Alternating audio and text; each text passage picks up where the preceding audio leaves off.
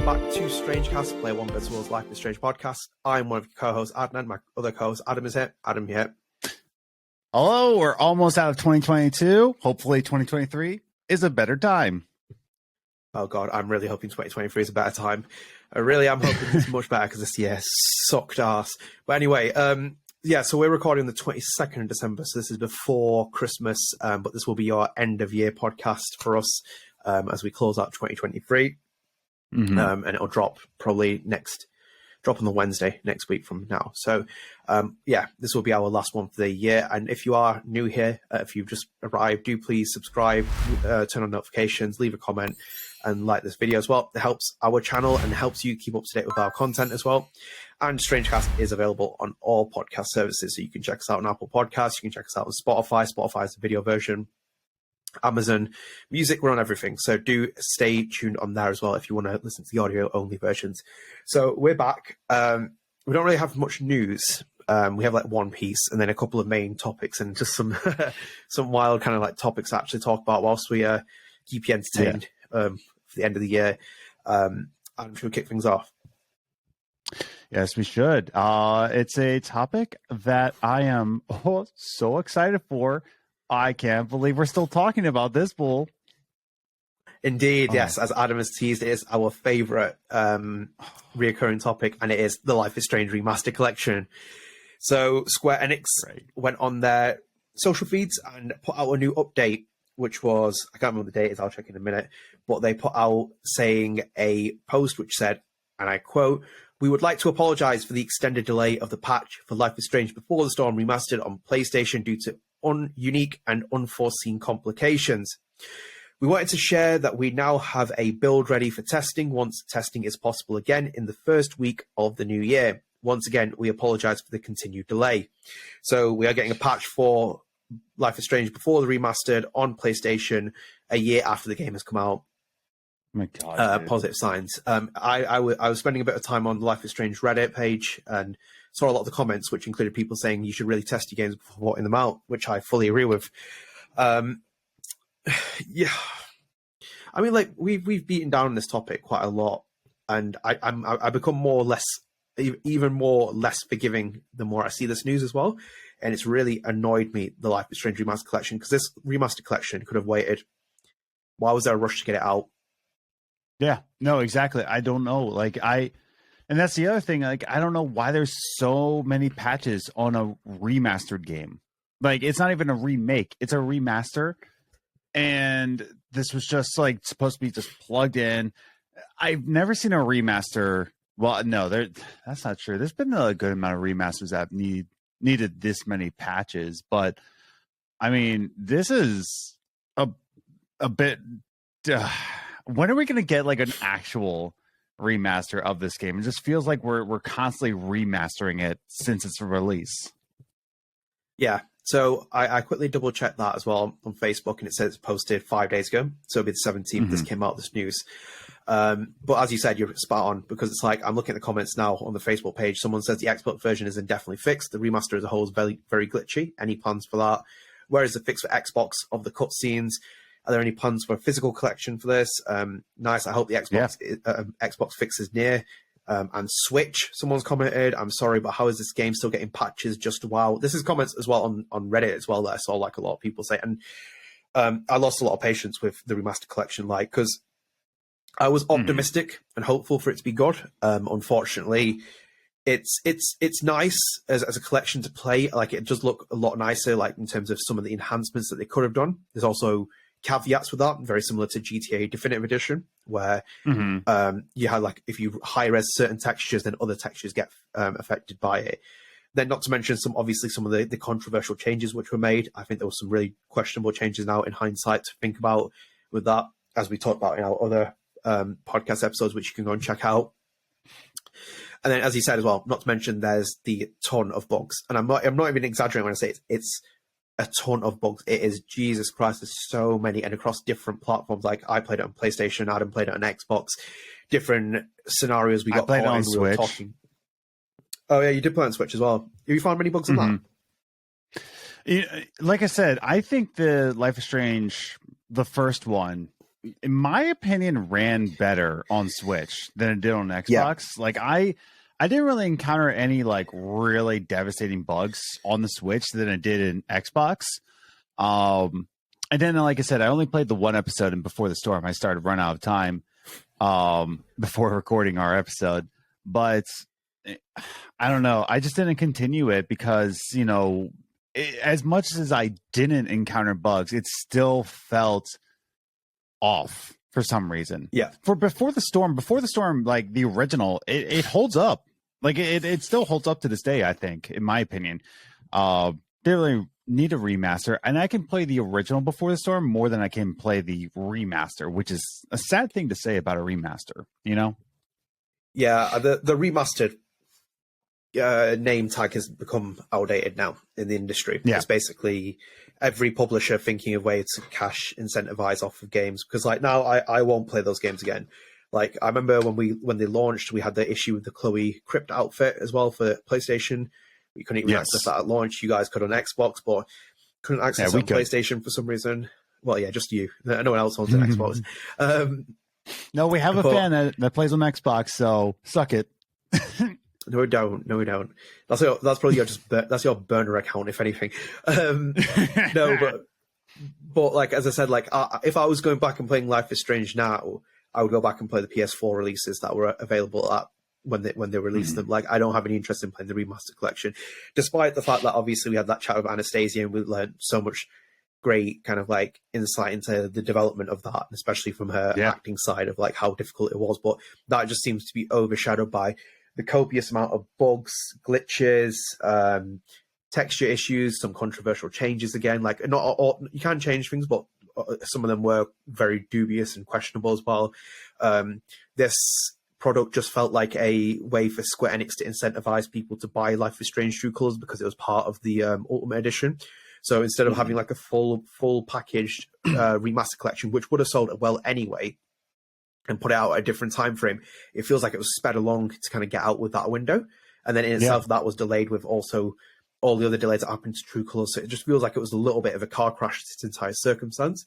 And it might feel a bit harsh about saying that Life is Strange, the remaster collection, but I just can't defend purchases now. Like my spending this year, like for me, brand new games, I've only bought Horizon, and I recently bought Crisis Core Final Fantasy Reunion, and that's a Square Enix game. It's a remastered, but I'm like so sketchy now about buying video games. Speaking on that, like, so that's also a remaster. Like, what do you think of that so far? You've played a little bit? It looks cleaner. It does. Yeah, I've not encountered any bugs yet. I feel like those Final Fantasy games, they always give a bit more attention to. Especially the 7 ones, and it's a PSP. We're speaking remix. of Square Enix and remasters. Like, might as well talk about another Square Enix remaster. I know exactly. So yeah, it's a PSP remaster. Obviously, it feels very dated now. It does look a lot better visually, and it just looks quite nice to play it. Not seen any bugs yet or encountered anything really major, but obviously, again, like Square Enix has a lot of affiliation with Final Fantasy, more so than Life is Strange. And then on top of that, 7 is really obviously, you know, such an important franchise that they're trying to make with the next installment as well after the remake. So they're giving it more time, I can see, but I can see that this makes me question a lot about it. I just wonder how much like time Deck 9 really had on it. Like Deck 9 works on these games on its own with Square Enix developers sometimes coming in. Obviously, we spoke to Alejandro about like, you know, how he worked with Don't Nod and Deck 9, but like they were like, it just seems like they were really stretched for time. It felt like, you know, here's True Colors, here's Wavelengths, here's the remastered collections. And I was kind of like, how big is their studio? Like we talked about in the last episode, like they were recruiting heavily now. And they got other projects in the work, but I just question how much time Square Enix really gave for that project. It just seemed like it was like bang, bang, bang, bang, bang. And, you know, True Colors had a couple of bugs here and there. It wasn't hugely like bad for it, but like the remastered collection was littered with them. Like, I mean, littered by definition. I had like a spreadsheet at one point, just like writing down all the ones because sending them to Adam, and I was like getting prepared for our review discussions that we did for the spoiler cast. It was just like, it just we kept DMing each other like our own glitches, and it's like, this is ridiculous, dude. Yeah, I mean, like I was screenshotting some. Obviously, I make some of the thumbnails, and I was doing one for like I used like the Before the Storm remastered one rather than Before the Storm because it looks much cleaner. And one of them it had like someone had uploaded the full like 4K video of cutscenes. It had Dana's earring twinkle during that little glitch as well. And I was like, where are your QAs for this game? You know, like, did you not quality assurance? And I'm sorry, like, I feel bad because this isn't against any developers, but I'm just sick and tired as a consumer paying high-end money for games that are shoddy products. I've said it before, I wouldn't have bought the remastered collection if I wasn't a fan and doing this podcast. I probably might not even have bought True Colors at launch because I just felt there was something not right there when I was like getting prepared to buy it. Even though I was kind of like, I had mixed feelings about going into it, but like I'm so critical now, especially with like the fact that developers and publishers, or more so publishers, sorry, are like now thinking about whacking up prices of games. Like Sony has done it now, Microsoft's doing it. I'm sorry, I'm not putting $70 down for a brand new game. Like, no way. Sorry, if it's shoddy, I'm not paying for it. Like I scrutinize every purchase now because I'm like, I'm not giving my money to publishers who are being greedy and not actually putting out quality assured games, because it seems to be the mechanic now. Do you like back in the day, like PlayStation games, what I played very few that were really hugely buggy, and they were limited at the time, but you couldn't go back and patch them. Once the game's out on the shelf, it's on the shelf. Exactly. But now it seems to be and now it seems to be this caveat with all these publishers, Sony, Microsoft, anyone, Nintendo. It's like, we'll put the game out and then we'll put patches out. Even the new Pokemon game, I was appalled when I saw that, because I was like, I know Pokemon, and I've never had that experience before in my entire life. But seeing they were like, here's a patch, here's a patch, here's a patch, and I was like, what's going on here? Yeah.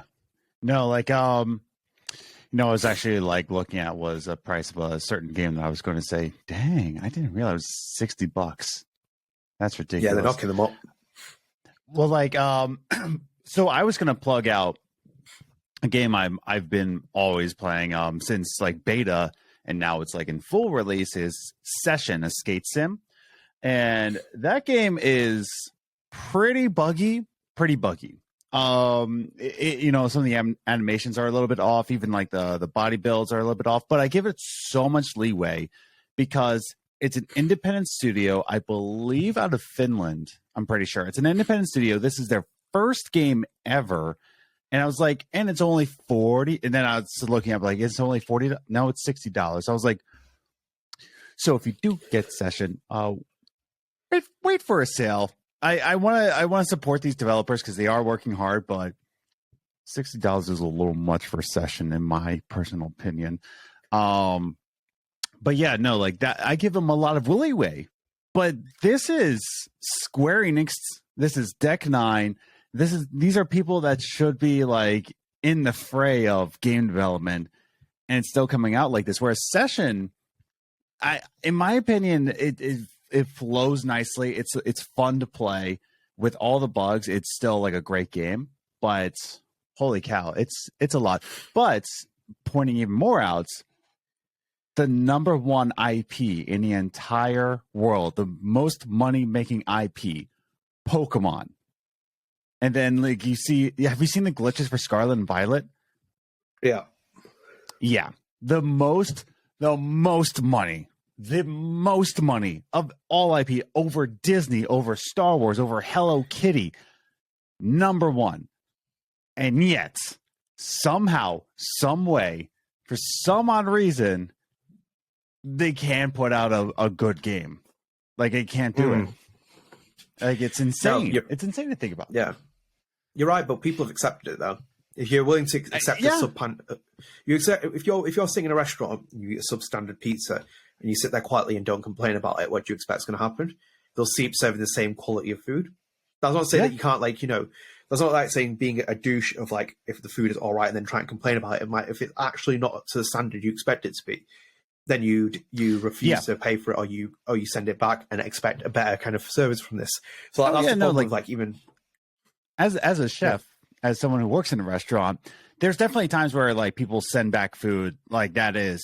like legitimately unedible. Like, it's burnt or it's got way too much sauce on it. Like, it's just like garbage. But then there's like other times that I send back food. I'm like, dude, seriously, I can't even get behind like the whole egg situation, like over easy, over medium. You don't, if you eat eggs, you don't know what over easy and over medium, over hard. You don't know these language. I'm just going to talk to you as the customer right now. You don't know. Okay, point taken. But yeah, there are times, and then it makes chefs better at their job. If you send back food that's like, no, I'm not what is this? This is actually burnt. Or like, no, this is not what I ordered. Get better at your job. And then that's a legitimate thing. I think you should do that to make the chefs better. Same thing with video games. You got to tell these game developers that it's like, hey, this is not right, dude. Like, put out a better product, or I'm going to send it back. But yeah, so it's kind of terrible in that way. It's a lot of pressure being a game developer, but it's also a lot of pressure being a chef. So I don't know. And chefing and game development is not the same. I'm not trying to say that, but what I am saying is that it's Adnan's turn to talk. That's what I'm trying to say. No, I agree with you. I don't have a problem with the developers. It's more always on the publisher that I have an issue with, because it's the publisher that's putting the games out and probably setting the strict deadlines, etc. So it's like it's becoming like, when we talk about it now, Remaster Collection is becoming more and more pathetic talking about it, and it feels like we skipped this podcast off ranting and raving and getting angry and stuff. I don't want to be. I'm chilled about everything in life, really am. Like, now I'm trying to just keep as cool as possible, but like when you ask me my opinions on this, and I've always said to people when you come and listen to this podcast, like, I don't expect anything from any of these developers, publishers, or anything. I just run a podcast which other fans can tune in for, and I have Adam here as well to talk about things as well. Like, we give cutthroat opinions, and I'd like to see someone like really question like us being like, oh, you know, it's really nice and this kind of thing. I just give it as it is. I give it as it is, and I've always been critical of. I've been critical of like Don't Nod with its relationship with Tencent, Deck Nine at times, Square Enix, and as much as I love those developers, I know people from them as well, and I appreciate them and everything else with it. I still have to. I can't just sit here narrow-minded and be like happy-go-lucky, you know. Like, even when one day in the future, hopefully, that we review Montreal's game, I'm not going to be able to give you an honest opinion on it. It's going to be really heavily biased. I really admire to the developers that work there and have founded the studio for it. So it's hard for me to give you a clear-cut opinion on it, but it'll be something I'll have to try and address at some point. And probably the way I open the conversation will be that I'm giving you an explanation of how I feel about things for transparency's sake. But like, this is the problem with like the Remaster Collection, is like, what is actually good and enjoyable at the minute? Not much. And it's like, if it's always like someone says to me, if I want to get an entry point playing the series, I'd be like, play the original, play Life is Strange, play Before the Storm, play Remaster Collection long after it's patched. And it's like, I said this to people, I'm like, get it when it's patched. And it's not even patched yet. It's like issue. And I'm like, it's not even just us. As I said to you before, we read out the comments there. That was on Facebook. There's loads more on Reddit. People are just like, why did you even put this out the way it is? Yeah. And I said it myself as well. You could have easily waited 10 years. 10 years was coming up for Life is Strange 1. Bang, 2025, Arcade Bay Collection, Life is Strange Remastered, Before the Storm Remastered. Boom. Exactly. But no, they decided not to. Yeah, and they could have, do you know what? They could have done even more for that as well. Like, when they did it, they could have done a digital release, and they could have included, for example, during the Blackwell reunion episode they did, where they brought all the other stars back and they did it on their channel as like that reunion gathering with Hannah and all the others. Could have had that as well as like extra content. They could have had behind the scenes recording sessions with. Yeah. What? Exactly. Oh, right. No, I'm just. I thought you were saying like. I thought you were suggesting something else there. No, I'm just waiting for Deck 9 to take your ideas again. You mean Square Enix? Enix, yeah. Philly cheese royalties. This is what we need. Yeah, Philly cheese royalties. Let's go. Square Enix is like, oh, you know what, this Adnan character, he knows what he's talking about. Maybe we should just take his ideas without him telling Adnan. It's fine. We don't claim ownership on that, by the way. Just to FYI, it's more of a joke, but it was a very surreal moment seeing that. Personally, I've said it many times, but yeah, I think like I'm just like, with this game, I'm like, I just don't. If I go into 2023, seeing more news that we have to cover on the Remaster Collection, I might actually pull my hair out live on the podcast. It's just infuriating. It makes me like, just makes me so annoyed with like the way that the industry goes, especially with Life is Strange and the way it's being treated. But yes, just to kind of like give you a full recap. Yes, there is a patch coming. It's coming next year. Awesome. Right. That's Should we turn to great. a bit more of a lighter note, lighter kind of like conversation, and not as annoyed and frustrated. I guess lighter, sure. Yeah. Yeah. Lighter. Okay. So yeah, and thank you if you have stayed tuned for us and not turned off with that during that entire like rant that we both went on. But it's like, as I said, if you played the Remastered Collection, you probably experienced it yourself. So I don't blame you if you go that way. So this isn't news per se. This is a topic, but also a news as well combined. So Kotaku did a article which was 2023's big games that could get pushed into 2024. And obviously one of those games On that list is Banishers, Ghost of a New Eden, which was announced at the Game Awards. So let me just read to you what they wrote on here, Kotaku. So they put current release date 2023. Hey, look, another brand new game announced at the Game Awards with only a CG trailer that has only a vague 2020 release window attached to it. This time it's Banishers. Gameplay. There was gameplay in that. I thought that. Yeah, fair enough. Yeah, but it's Kotaku. This time it's Banishers: Ghosts of a New Eden, the next game from Life is Strange developer Don't Nod Entertainment. While Banishers looks interesting, newly announced games with CG-only trailers and no gameplay or specific There was gameplay, dates, Kotaku. There was gameplay, indeed. Seem more likely to get delayed than released on time. Suicide Squad, Kill the Justice League, and Avatar Frontiers of Pandora are two recent examples of games coming out with flashy CG trailers only to be delayed later. So just putting that as a kind of topic here. So that's an interesting one to kind of make as a point. So they've repeatedly talked about the timeline of Windows Don't Nod is working on now. So having obviously floated itself onto the stock market, having got a big investment from Tencent, as I said, and obviously expanding, it's obviously expanded massively, big studios. And with that, it's now the time of releasing games. So obviously the only game that we've seen recently is Porter Plays Gerda. They've published. They published that game. So the last kind of game that they really released was Twin Mirror, if I believe I'm correct. That Twin Mirror was the last major release that they did, which was self-published. Didn't sell as well as expected in the same year. Obviously we had Tell Me Why, which was published by Microsoft. I imagined it okay for them, obviously, because it's more of a partnership kind of arrangement. So this is the first one that we know out that timeline of many games that we have. This one is important for them. This is going to be essentially what they're hoping is going to be another spiritual successor to Vampire in terms of revenue, in terms of royalties, in terms of what they can show for it. Because as I said, Don't Nod's not showing huge revenue streams at the minute. It's showing growth, because that's what it's trying to do. It's expanding its vision. It's now looking to publish a game with Tiny Bull as well, that independent Italy-based studio. Italy, the independent studio. So they need a big hitter now. They need to be a bit more in the time frame of it. Now, I kind of agree with Kotaku's article a little bit there, that it could get delayed. So there's obviously certain things that we have to talk about here. We're going to get a little bit more deeper into kind of like social, economics, politics and kind of things. So if you do get bored, you can just jump to the next time frame. But obviously, that I said to Adam before we even talked about this, we're not in a recession yet anywhere. Just saying, there is actual gameplay in the trailer. Adam is showing, for the audio only people, Adam is showing a clip from the trailer, which is gameplay from Banishers. And that's pretty solid gameplay right there. Yeah, that's not CG. That's not gameplay. CG. End of 2023. Yeah, so there's quite an open window there. So yeah, you say you agree, but I'll let you talk, but I'm on the side of I very much disagree. Well, I slightly disagree, because the issue here is that we're not where we expect to be at the minute in terms of there's a recession coming.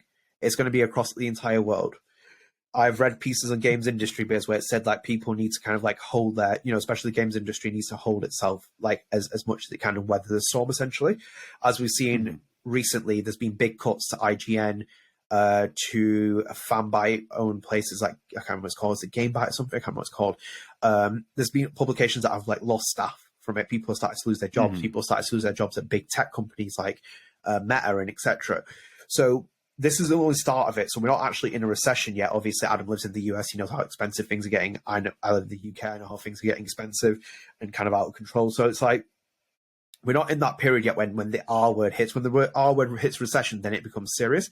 In itself, that becomes big issues for the games industry as well, because it affects it. So I will like kind of disclose now, I own stock in EA, I own stock in Take-Two Interactive. Like, they were already worrying about the kind of idea of like how much revenue they're going to bring in if it's going to be successful. Obviously, $70 games will start coming a norm for people, but even though there's a big increase in revenue, does it mean that it's going to translate to big sales? Because people are wondering if sales are going to be big. Like, people, even in this kind of like consumer season in the US, they haven't been necessarily buying loads of things. People are like streamlining purchases. So these are all things to take into factor. That also means that how far Donut continues to expand, if it's going to put a freezing cap on its hires, if these games do get developed, if they get pushed back a little bit, maybe they have to move staff around from in-house team to in-house team to kind of make up for gaps in it. Realistically, 2023 does seem to be the one for me, in a sense where I expect it due to come out in 2023 because it'll be a big moment for Donut, especially in its fiscal earnings, to announce in 2024 saying that this came out in the fourth quarter of 2023. Yeah, it's going to do well for us. So we need to show something here as well. So I see. I am. Oh, why has that happened? Never mind. No, never mind. Siri just turned on my computer. It does it every single podcast, but anyway. But what I'm saying is I expect it to come out in 2023. But I also agree with the article. I could see game pushed back to 2024 because some of the games on this as well do seem like games that could easily just like bleed into 2024. Yeah, no, like I don't trust Kotaku. I really don't. Like, that's the thing. For one thing, kudos to them for spelling "don't nod" correctly in the article. Yeah, so you slightly disagree, but I incredibly disagree with the statement. I believe this game is coming out in end of 2023 for a couple different reasons. One, Kotaku sucks. Like you just suck as a publisher. Like you don't know how to journal. As soon as you lost Jason Schreier, it is a prediction. Remember, it is a prediction. It's a prediction. Not it's a prediction. That's a journalist's way of being like a wuss. It's like, oh, I'm predicting this. Are you? Yeah. As soon as you lost Jason Schreier, you don't count as an article.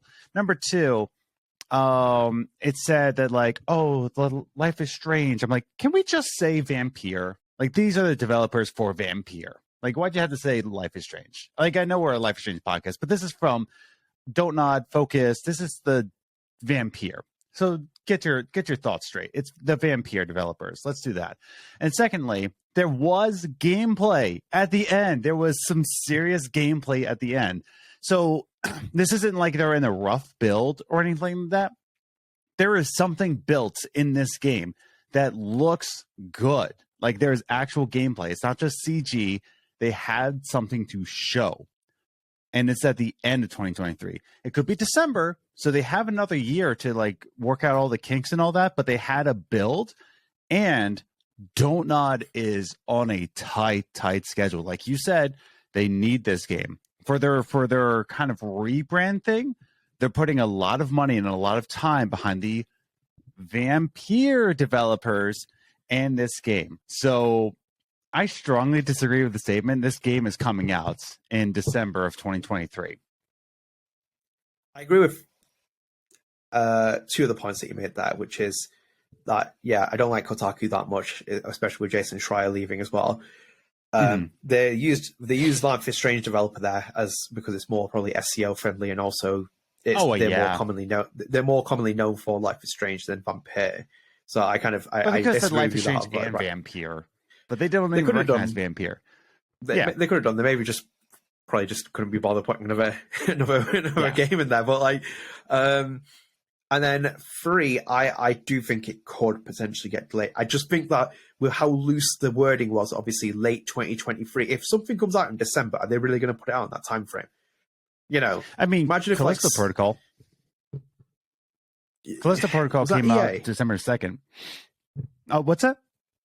Who published Callisto Protocol? Was it EA? No. This is like a new IP. I believe it was published from developer publishers was Crafton and Bluehole Inc. So no, this is a new studio, Striking Distance Studios. This was the same developer of Dead Space. It's still Glenn Schofield, but he developed a new studio called Striking Distance, and it was published by Crafton and Bluehole. But it was Bluehole. Bluehole is Crafton. Sorry. What big games come out around it? In December of this year? Yeah. Well, let's find out. So December, I think that was the only real big one. December 20. 2022 game. Not to mention this game is buggy as well, from what I've heard from people as well. So it's like it's not the most perfect I've been release. playing Callisto Protocol. People are just nitpicky about everything. Oh, High on Life. So High on Life, which was the Justin Roiland game, came out this year. Came out in December. Did Pokemon Callisto Protocol is not buggy. I don't know why people are just being butthurt. Oh, Midnight Suns. Midnight Suns came out in December. So Midnight Suns, that was a big one. I forgot about that one. Need for Speed Unbound, Hello Neighbor 2, Samurai Maiden, Choo Choo Charles. Choo Choo Charles came out. Adam, Pokemon. No, Pokemon came out in November. Yeah, so that's fine though for Callisto Protocol. But if this Banishers game comes out next December, say hypothetically speaking, and there's like Spider-Man from Sony in the window, there's no way he's coming out of that window. Like it's gonna move. They're gonna move at that point. Well, Spider-Man 2 is coming out. I believe they actually did put a date. Spider-Man 2 game release date, or is it a release window? I think it's a release window. Game release. Spider-Man 2, PS5, not the PS2 game. Marvel Spider-Man 2 is fall 2023.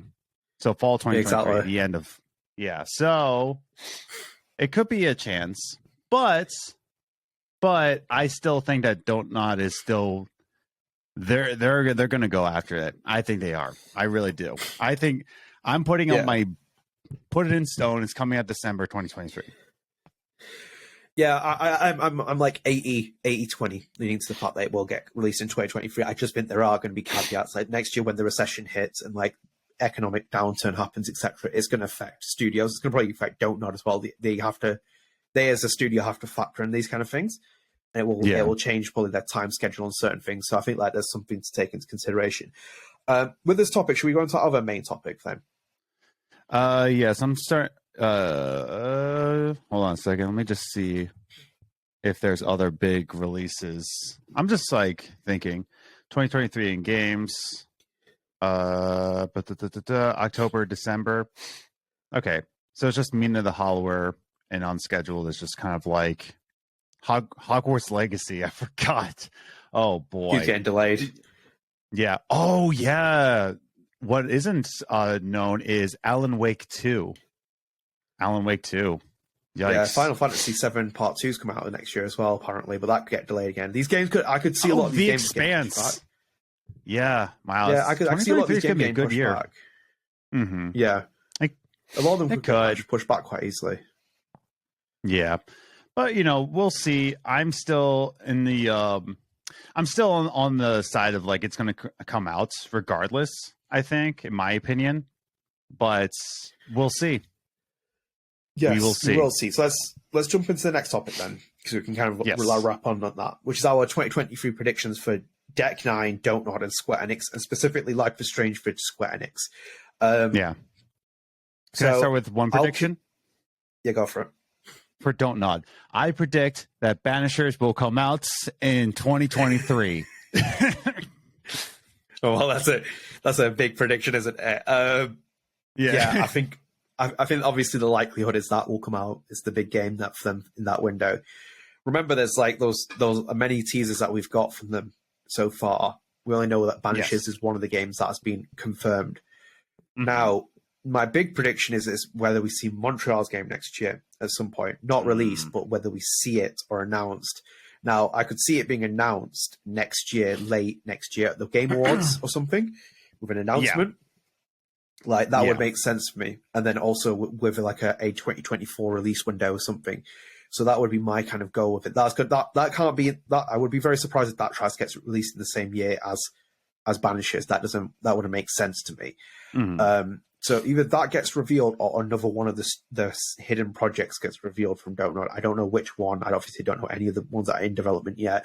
But I think something else will get revealed by Don't Nod at some point this year. Presumably E3, maybe. I think would be like the window where I think that it could be announced something else from Don't Nod. Is there going to be an E3 at all this year? Well, I don't know. They seem to hold E3s every. Well, I'm surprised E3. They do have a date. They said Tuesday, June 13th, and to Friday, June 16th. They Yeah. It'll either be E3 or Gamescom in August, so it's going to be one of the two. I think they'll probably lean to E3. If E3 is still as big as it is, I think they'll probably get onto the stage somewhere, with an announcement, or even Jeff Keighley's Summer Game Fest sucks. I think it'll probably be E3. Yeah. So it might be E3, but go on. No, go for it. No, it might be E3, but I don't think a lot of people are going to go back to E3. I don't think there's going to be like as big of a thing as it was before because it's been so long, and I think this is going to be the first in person since pandemic. I believe, if I'm correct. I believe so. Yeah, the first in person in LA. I don't know. I think there's too much time has passed and too many things have like been done already. I don't think a lot of game developers are going to go back to E3 because I don't think anybody really cares. Plus, it's on. I hated this every single time. I hate that E3 is during the work week. Like when us who have the money to buy these games are going to work, and it's like, oh yeah, by the way, we're going to be like the only time I got to see this was when I was a youth pastor. And like I would have like some video game nerds like kids over to watch E3. Like I had it as an event, so it was part of my job. But unless it's like part of your job, you're kind of like, okay. So that's my whole gripe with the whole E3 timing. But other than that, I don't know. I don't think it's going to be, if they do announce it, if Montreal does announce their game, I don't think it will be E3. I think it could be Gamescom. I think it could be. Or even Tokyo Game Show, I could see. Let me just see. When is Gamescom? Tokyo Game Show? They're going to go to Japan and announce a fucking game. Are you mad? I'm sticking with it. I'm sticking with it. I think personally, because it's obviously wherever it's announced, I imagine Luke Michel will go to. It'll either be at E3, which will be announcement of like obviously they can travel from Canada to the US, or it might be at Gamescom because it's in Germany. It's close by to France. They could go back to France first before they go into Germany and have like all the preps and stuff done for it. Oh wow! It took place in Cologne in 2022. So, so Gamescom this coming year is going to be in August, late August. So, August 23rd to the 27th. So it could, I'm going to say, if they do announce it, like you said, it could be a European Gamescom, and it's in late August. So I would say, we could get like sorry, my ear was itchy.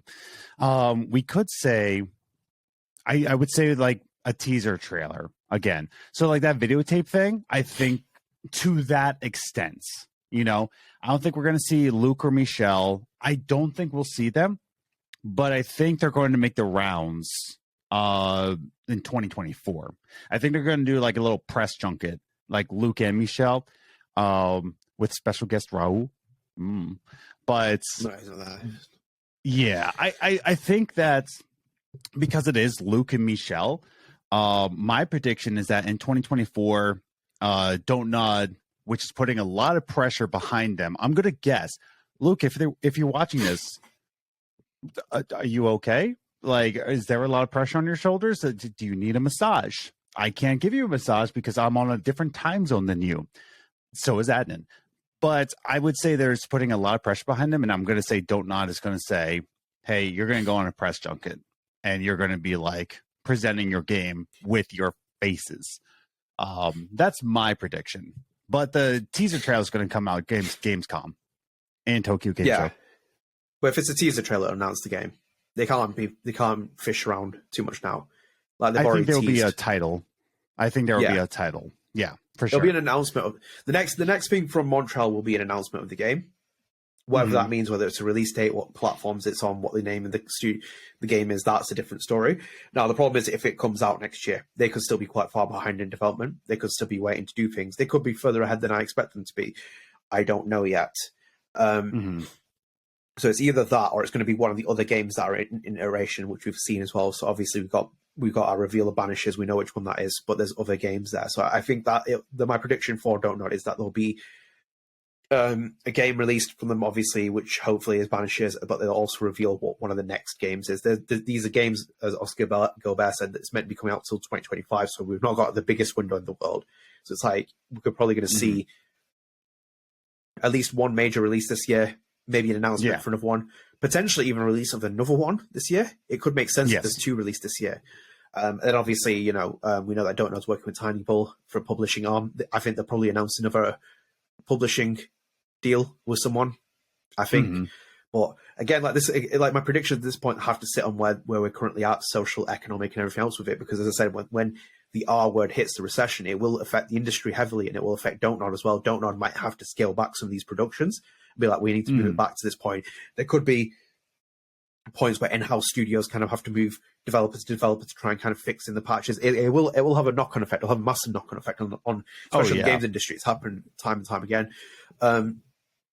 So I think like that's my hope at the minute. So I think like it will probably realistically be Don't Know gets Banishers out and really kind of pushes it out in the last part of the window. It will announce one of the other games and potentially get them out in that year. Potentially, it might not be the big hitters. It might not even be Montreal game. When I might not even hear from them next year. Who knows? And then also, I think you'll probably get obviously the publishing arm. You'll get Tiny Bull's game come out, and then also you'll get another publishing deal. I think Don't Know will do with someone, another independent studio. So I think that's my prediction for that studio. Yeah, no, I think we're going to be getting a big push. I don't think anything's going to get a major delay. Like, that's my prediction. I don't think anything is going to really get that major delay. Let's say Banishers does get delayed. I think Don't Not is only going to give them 2 months. Like, if it's supposed to come out December, they're going to say you're going to release it February. Like that. Yeah. That's my prediction. And same thing with every single game coming out, because Don't Not does have a business plan. Like this wasn't like a rebrand of like, oh guys, we're changing our logo. No, they are changing their whole dynamic. Like they are like, hey, we're tired of working with Square Enix. We're tired of working with other publishers. We are gonna get things done. That's what that statement like said to me. So I think there's going to be a lot more pressure behind these developers to like actually release their game. In the same way that Xbox is doing. Xbox is very much on the side of like, we need first party games out now. So they are just chucking money at all these developers because they're tired of all the memes of like, Xbox doesn't have any games. Like, we'll show them. Dig in your pockets, Microsoft. Throw money at them. Oh, they try by Activision. Fucking Jim Bryan's being a little bitch about it. I know, dude. Like they're just for FYI, so much money. Yeah. For FYI discretion, I do own shares in Activision, and I'm hoping to fucking God that deal goes through. But I'm like, every time I see it in the news and it's the FTC or Jim Ryan or Phil Spencer, I'm like, just get this deal done. It's like there's no stopping it now. It just needs to be done. That's like a 90% conviction that it just needs to be done, because there's nothing to say that deal is going to affect the industry in the way it's doing. Sony is the only person opposing that deal. Like the only person that is opposing that deal. Like Take-Two basically came out and said, we're fine with the acquisition, which is also suggesting to them we're kind of happy for a future arrangement like this. Potentially, like Junior's just alluding to it, but no one else has voiced any opposition towards it except for Sony. It's Sony, like, just even Nintendo's like, oh, we get Call of Duty too? Oh, really? Cool. That's for me. To get back on Don't Know in a minute, but like for me, it blows my mind the fact that if I was Microsoft and I bought it, obviously the intention is to get Games Pass bigger, but I would just keep Call of Duty on all these platforms, because you're going to make so much money. You are going to make so much money from Call of Duty. It's like, just say to them like, oh yeah, we'll have these caveats, and just get the deal through, because you'll make so much money. Like they said it to PlayStation's like, they've offered them a 10-year deal. They've offered to put it on PS Plus. It's like, what? Like, what else? Yeah. Anyway. Different topic for a different conversation, different podcast. But with Don't Know, I think Don't Know has to really now weather a storm at this point. Like with every other developer, every other publisher, there's going to be a bit of a rough road ahead with, again, what happens in the world. So it's going to be that. I think I agree with you. It could potentially be a February 2024 release date for Banishers, but I think, and I'm kind of like, having spoken to you, having reflected on everything we said, I think they might just be like, balls to the walls and be like, let's just get development done on it. It's like if it's like in any time frame, it's going to miss the window. They're going to be like, fuck it, just get developers from this in-house team, this in-house team, this in-house team, get them in, just like get the game over the finishing line. So I think they're going to really push for that window just to get in, because as I said, it'll just I think it might cause confusion on their release window with all these games. Like, this has to be the big hitter for 2023, and then Montreal's game has to be the big hitter of 2024 for me personally. I think 2024 is, in my mind, set for Montreal games to come out. Like, it has to be that. In my opinion, also, like, oh, go for it. No. I was just waffling at that point. Go on. My other prediction is that we're going to get 3 Don't Knock games in 2023. 3. Banishers going to be one of them. And I think we're going to get 2 Gerda-sized games. I think we're going to get 2 Gerda-sized games. So, like, very, very small development, like something that you just kind of like say, like, hey, this is a nice little game you should put out there. We're going to get 1 to 2 of those. So we're going to get 2 to 3 Don't Knock games. I'm going to predict in 2023. Banishers is not going to be the only Don't Knock game. No, it won't. I agree with you, but I don't think it'll be free. I think that's pushing it in my personal opinion, because I think these 6 games, is it 6 games have in production? Just double checking. Yeah, it has 6 games in development. Yeah, 6 games in development. And we have 2023, 2024, 2025, 2 games each year. Yeah. So I would say that's how I see it. Yeah, so I would just say then, Don't Nod is going to put out at least 2 games in 2023. One of them being Banishers, and the other one being like a smaller team game. In my opinion. Let me just pull this article back up. This is from DualShockers in October. Don't Nod will release 8 games between 2023 and 2025. 5 are self-published. So 8. So we can Nibble. We possibly could get 3 in 2023 to really push their marketing. According to the half-year report, Don't Nod has currently 8 projects in the pipeline, 5 of which will be self-published by this independent studio. There's also a project which is in production with Focus Home Interactive. Also, the company's outsourcing 2 projects to Tolima. Tolima's the other one. I forgot about that. It's Tiny Bull and Tolima. Tolima and Tiny Bull. But the games will be published by Don't Nod, right? Yeah. I still think it'll be 2, though. You think there are also only going to be 2? Yeah, I think personally it'll be 2 of them. And then obviously they'll do the publishing games. But I think they might even announce another publishing deal next year with another studio. Potentially. Yeah, I think what's that? No, go for it. No, I was just going to say, like, 3 might be pushing it, but yeah, I can safely bet that Banishers will not be the only Don't Nod published game. And no, that's the thing. There will be a Don't Nod published game, and then the focus game is going to be Banishers, but I think there will be a Don't Nod published game, because Banishers is not published by Don't Nod, but the self-published title will come out in 2023. Yeah, whether it be like whether it be a big scale game, I don't think that's the case. I think it's going to be a smaller scale game, in terms of like what Banishers is.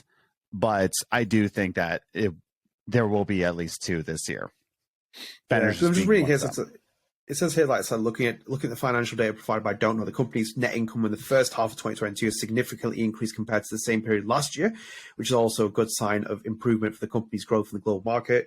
Don't Know also mentions that the team is looking for further opportunities in co-developing and co-financing new projects, which could mean we expect more games to be added in the pipeline in the future if the higher ups in the company fit with every project. Obviously, that sounds rosy thingy, but as I said before, like we aren't in that economic climate next year. And what if one of these games bombs? Like, what if this game doesn't do well? Twin Mirror didn't sell well compared to what they were expecting. So, like, they have to. You have to take with I was going to say, like, even with that, their business model when Twin Mirror was coming out wasn't like this, and I think that's why they're going very like heavy on the production of these games, because they learned from their mistakes, and one of the mistakes was not pushing Twin Mirror enough, and that's why they're going to be like, nope, we are getting these games out, we are going to give them the time of day, we are really going to be pushing our games now.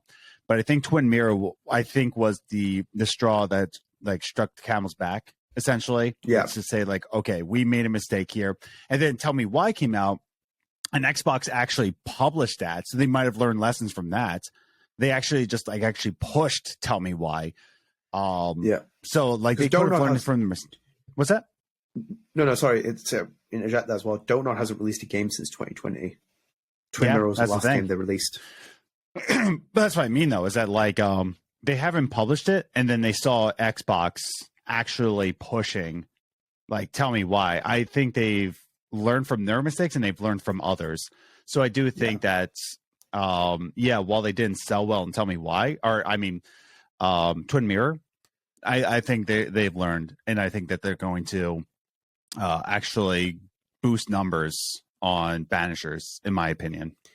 Oh, they definitely learned, like, because they were talking about that Sophie Philippe interview where she was like, we have a marketing team. They have to have a marketing team because a lot of these projects can be hard. So outside of a niche podcast like this or something else, it's going to be hard to appeal to a lot of fans. Like as we said, Life is Strange was a different animal. Like, there's so much to talk about how that transcended the way that it did. It wasn't meant to do that. It just wasn't. It wasn't on the plan on paper. Wasn't that? It was just going to be a game that came out. It took what it did and rode the tidal wave. But like, this is different. The studio has to be careful, like, as it does, because like they've always been very open about the problems they had with Remember Me. So it's like you can't kind of go down that rabbit hole. So yeah, it'll be interesting to see what happens to Don't Nod in the next 3 years at least minimum during this window, because it'll be interesting to see that. Because just to kind of suggest something to you as well. So here's something. Before we jump into Deck 9, I want to show you something. So Don't Nod currently trades at €9.60. So that would be about £8, maybe, I think, here. Maybe £8, something like that. The exchange rate's a bit weird now because obviously things happen. Be around about that in dollars as well, or a bit higher. Yeah. But that's the studio now. So obviously you have to imagine, can it hit like a €25 hit in like the next 3 years if it grows and grows and grows? Because like, do you want to know something awful here? So what's that? I was reading up on it, just to kind of give you a caveat. So if you had put $1,000 into EA, Activision, Take-Two Interactive, and Ubisoft 9 years ago, you would have made about a $24,000 return. If you had put $1,000 into those, because their stocks were trading at about like $19 or $15. So for example, EA trades at about $120 now. So you buy if you buy a $15 stake in EA at the time, and obviously you're getting paid dividends for that entire period, but think about how much money you made. I was saying to my brother, I was so furious when I found that out, because like, if someone had said to me 10 years ago, will EA Take-Two Interactive, Ubisoft, and Thingy still be here? I'd be like, yes. Because it's like, I could see them being here for the next 40 years because of that, how successful they have with games they have and everything else in it. So this is a big question with Don't Nod. Not financial advice, don't go invest in it because I'm saying it, but that's the big one that you could look at. You could be like, could this be the next big player? Where it could be like something that shoots off in value. Potentially, like the stock has hit lower values than that, but it's an important consideration to with that, because we could reflect on that in 3 years' time and see if the stock is trading at a higher value, because it shows where the company is valued at that point. Yeah. So you never know. Anyway, let's jump into Deck 9 now. 2023 predictions. Mine's very simple on this, but if you want to take it first, I'll let you go first. Erica Mori will become CEO. I think she's a bit busy at the minute. Yeah, being CEO of Deck 9. Yes, I understand. You take it first. My predictions for this year, of course, is going to be The Expanse. The Expanse is going to sell well. But however, I don't think that enough people are going to give Deck 9 the credit. I think more people are going to be praising that more Skybound than Deck 9. If we're going to talk about Telltale, they're going to be like, oh my God, Telltale, Skybound, oh, it's back, blah, blah, blah. And then everybody's going to ignore Deck 9 in the whole situation. I think Deck 9 is going to be brushed under the rug in this release, and everybody's going to be like more excited that Telltale's coming back, which in our opinion, I'm excited for Telltale to come back. Like, I've missed Telltale. I can't wait for the Wolf Among Us. Wolf Among Us 2. I can't wait for actual Telltale games to come out again. Like, I'm excited for that, but I think they're going to be brushed under the rug. But I do think that in 2023, I think we might get another shadow teaser of a Life is Strange game. By that I mean like You remember where Alex Chen was just kind of like in the silhouettes? I think we're going to get a very, very, very, very, very teaser trailer. When I mean teaser trailer, I mean there's going to be like an Easter egg somewhere that they're saying like, oh, I think we could be making a Life is Strange game. I think a Life is Strange game is going to start development in 2023. I don't think they've started development. I think they are going to start development in 2023 for a Life is Strange game. That's what I mean by that. Yeah, there's not a chance I see anything teased from Life is Strange 2023. I see more likely I agree with you. I think that in 2023 the development will start, but I think we'll get leaks, if anything. That's what I mean. Like a leak, like a very, very like hidden gem. Like, oh my God, they're actually making one. I think it's going to be like a very small, and I think it's going to start. Probably they're going to start in. I'm going to say they're going to start in like spring of 2021. By spring, I mean like April, May. They're going to start. Or it's already in production. That's the other question. I don't think it's in production yet. That's my prediction. I don't think it's in production yet. I think they're still taking focus groups. I think Erica Mori might return in life in terms of like a cameo, much like Steph did. I would say that Erica Mori is going to come back because now they actually have a character that people care about. They have Steph and they have I keep saying Erica Mori and I can't remember the character's name. Oh shoot. Alex Chen, thank you. They have two of their IP, Deck 9. They have what they believe to be their Max and Chloe. You know what I mean? They believe it to be like their Max and Chloe. So I think they're going to come back in some way, in some form. But I don't think they've started development yet. They might have had pre-production already. I think in terms of like starting development, I think they had pre-production. They might have had storyboarding. They might have had conferences about where the story's going to go, but they have not started, in my opinion. No, I think they're in pre-production at this point. Realistically, yes. I think they've already probably put the project in pre-production and time scale wise, because it can't have that. It doesn't have that 2-studio effect. We can just give one to Donut, give one to Deck 9, like an Call of Duty scenario or whatever. It's like you have to kind of like now, if Deck 9 is kind of taking more of the helm of this for the time being, it's kind of like you have to put more contingency of like planning ahead of it. And I think that's what's going to happen with this. I think it's probably in pre-production. It's probably in pre-production, very early pre-production right now. And they've probably got an idea of what's going to happen. I don't know if it's going to have any continuation from the previous story. I don't know if Alex Chen's going to be in it. Yeah. Maybe Erica Mori gets returns later in the game where it's like a cameo appearance. Who knows? I imagine if they do it with Life is Strange, it'll be like the same kind of formula: new story, new protagonist, new everything else. It has to have some kind of identity, doesn't it? And I think like that will be something which will enter low-key production for Deck 9 whilst they work away on it. Obviously, The Expanse we know is coming in 2023. Being reiterated by Telltale, it will come in 2023. So obviously, it's something from Deck 9 there. So yeah, I think it might be a relatively quiet year for Deck 9 up to The Expanse, where they obviously get the game out and release it and everything else like that.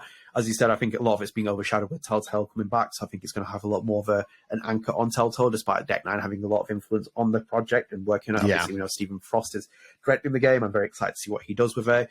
Very nice guy on Twitter as well, so it's always nice to see him give insight. And if you are interested as well, do follow him on Twitter. He does show you behind the scenes stuff from The Expanse of like little tidbits of information you might not have missed if you're really excited for it. Obviously, The Expanse is on my list of things to do in 2023.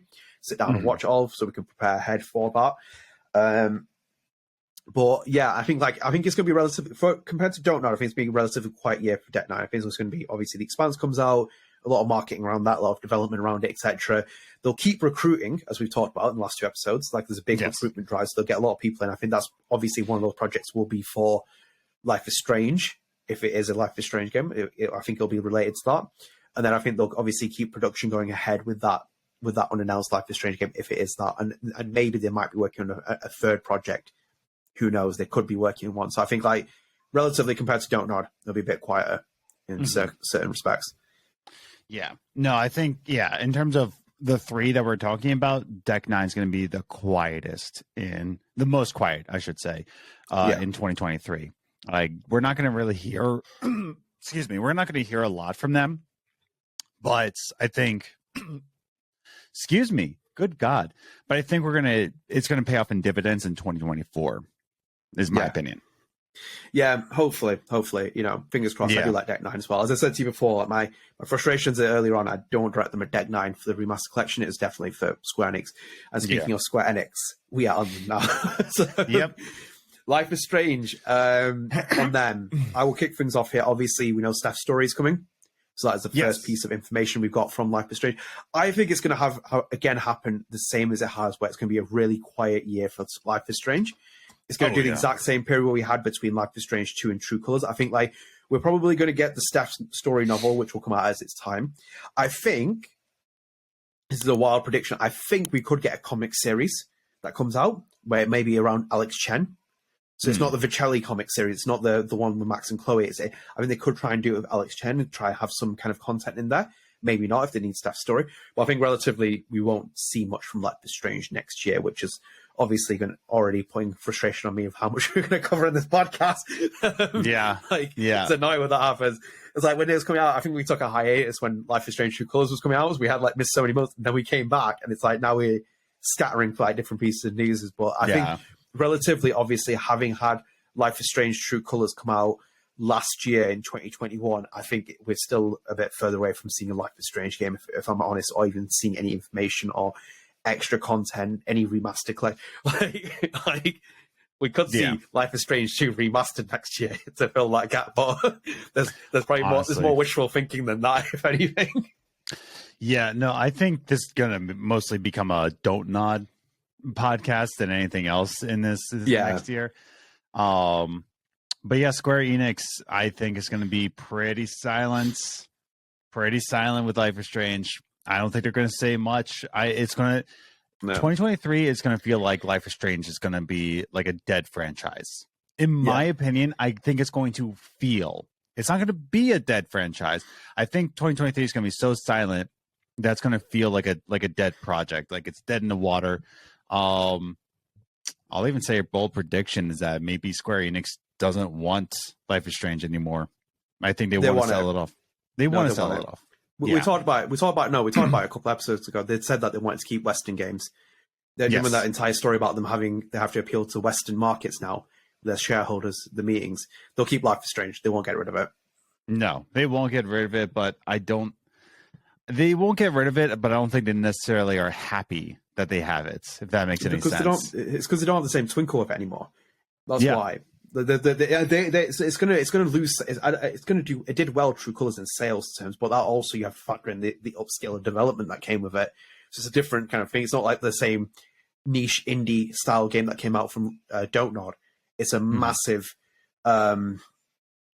increase in development and costs and all that, and that's where the industry's kind of arguing and saying, "Ooh, we need to put games up to $70 because there's an increase in development stuff." So it's going to hit Square Enix a lot. I think there's a couple of predictions that include that, which I think we'll probably hear more news about the remastered collection and updates than we do about a new Life is Strange game. I think that will probably happen. I don't think we'll get any real substantial news from Square Enix on a Life is Strange game. I think it will probably be leaks that we'll have to cover if they do come out. I'm potentially hoping that they do something else where it's like another comic series. I hope obviously the Vicelli series did well and they can continue the story on with other characters. It helps fill a big vacuum with Life is Strange, because otherwise it just feels like, as I said, it's like nonchalant. There's not much else there for us. Like, this podcast has had to expand a bit. Like, StrangeCast encompassed Life is Strange as the focus of it, but I think after we've spent so much time on it, we kind of realize we now make it Life is Strange content from Square Enix, and then also Don't Nod and all their news, and then also Deck 9, so we kind of have our podcast focused around those three entities in a total. So I think like that's the big thing. So I think Square Enix is going to have a bit on the front of Life is Strange. Will have a quiet year. Obviously, Final Fantasy and all that other stuff comes out, but I think probably will be a very quiet year for Life is Strange next year.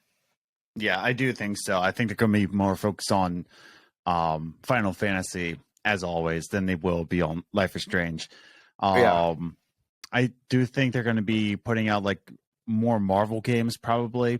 Like, they're going to be focused on that. But in terms of like Life is Strange, no, I don't think they're going to be really talking about sales. Then they'll complain about Marvel. They always will. They They always will. It's crazy how many Marvel games are going to be coming out in the next couple months. Honestly, like it's going to be like the Marvel movies all over again. So I think the bubble's burst on that though. I think in games it's still there. Like you can still do some of them. Obviously, like Insomniac's doing Marvel Spider-Man, Wolverine, and also and Wolverine as well. And I think obviously there's like rumors about X game, Y game. You know, Marvel's Guardians of the Galaxy happened from Square Enix. But I think the bubble's bursting on the superhero thing now because it's seen with obviously all the DC stuff that's happened in films, and then also Marvel films as well. Like the phases now. Like, what can you really do now? You've milked the living hell out of this. It's like, do people really want to keep watching this? It's like, do people really want to keep watching this? It's like, is this the content that people keep consuming? I think eventually it just bursts the bubble. That bubble looks like it's going to burst to me at some point. But on the point of view, I agree with you that fact that Square Enix is probably going to have its hands full on other things. But should we carve into our next topic then? Because I think this will kind of like help. Yeah. I've decided. I feel like we can make ourselves meme worthy. So yes. I've decided to Adam pitching it and keeping on the theme of this podcast as we have done for this episode, which is our predictions for Life is Strange for the next 7 years. So obviously we're talking about, you know, we're coming to the end of 2022, but this will take us up to 2030. Life is Strange. Where do we go from here? If somehow this podcast is still running after 7 years, we can revisit this, and who knows what else can happen in between it. But I thought I'd just part one of those kind of ones. I always make fun of people when they try and do something predicting the future and make a lot of mistakes. So I feel like we have to put ourselves in the firing line here. Do you want to start? The final Life is Strange game is going to come out in the next 7 years, like the last one ever produced. Within the 7 years. Mm-hmm. Yeah. Like, okay. No. Yeah. Do you want to do a bit of a back and forth then? I'll pitch you one, and then you can agree or not. So with yours, we'll start off. Yes, I agree with that. I think the last Life is Strange will come out this decade. I don't think this series will survive the entire decade. No. I think it could probably end like 2028, 2029, maybe 2027, depending on what happens. I think that it's going to run out of steam. I think it's going to go the same way as many other franchises in the past, obviously ones that I've loved, like Dead Rising. I think they're just going to run out of steam on it. I think the popularity is going to keep dwindling on it. I think people will change their minds on it. I don't think the fandom is as strong as it once was. I still think it has a lot of fans with it, but it's nowhere near as at the peak high levels of 2015 through to 2017, or even 2018 as well. So I think there's going to be something with that. So I think Life is Strange will eventually get shelved at that point by Square Enix.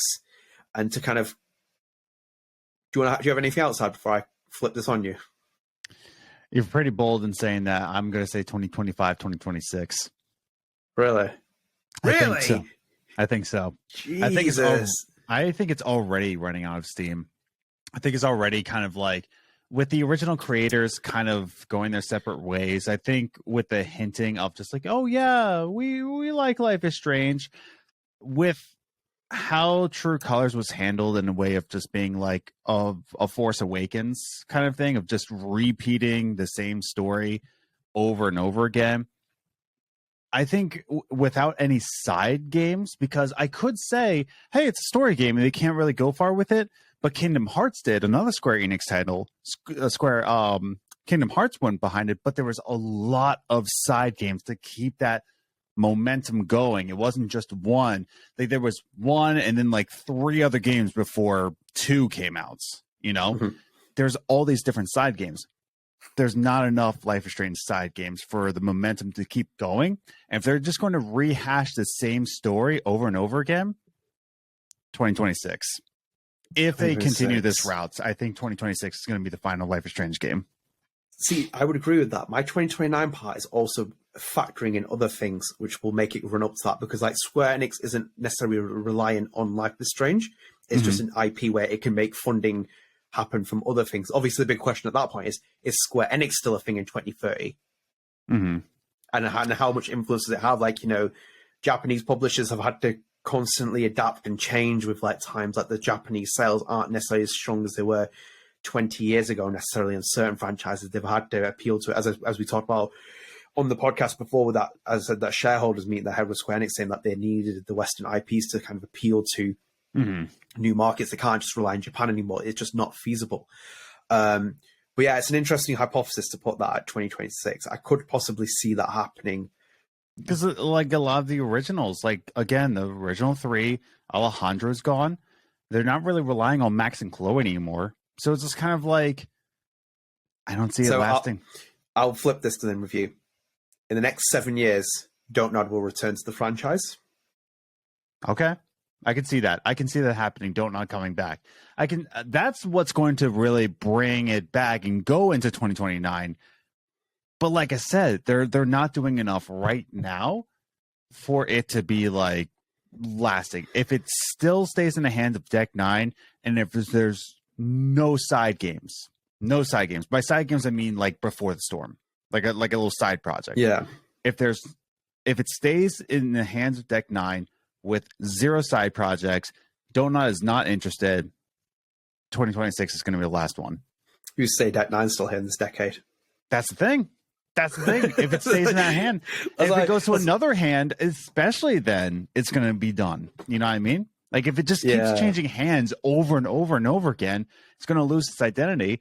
Much like a Kojima game, you know, if it goes into the wrong hands at the right time, or the wrong time, I should say, you know, no one's going to care about Metal Gear. That's it. Yeah. Obviously, I think we'll see a Metal Gear game in this decade because it seems to be the rumors seem to be intensifying with it. But the reason why I have 2029 like up to like 30 is like there's a timeline of certain things that can happen. Like because it sounds wild for me to say this. We can't even rule out the fact that Life is Strange True Colors could get a remastered within this decade because it probably will on the next console. Like it's gonna happen. Like can we even rule that out? Like how can you rule it out? Like anything gets a remastered these days. They've remade a game 10 years ago from The Last of Us. It's like how is it even possible? But yeah, I think Don't Nod will return at some point. I don't want to try and contradict us. I think we'll talk about this, but I have a funny feeling it will return. I don't know if it'll be Luke and Michelle. This is the thing. It could be a Don't Nod team.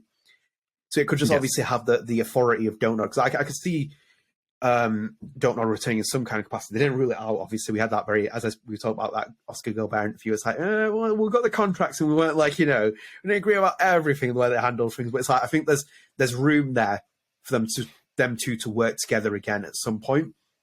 Whether or not that happens, again, also depends on how Don't Nod does in the next 7 years. As I said, it could exponentially increase and become the next Ubisoft, or it could not do that, or it could end up crashing down, or it could do anything.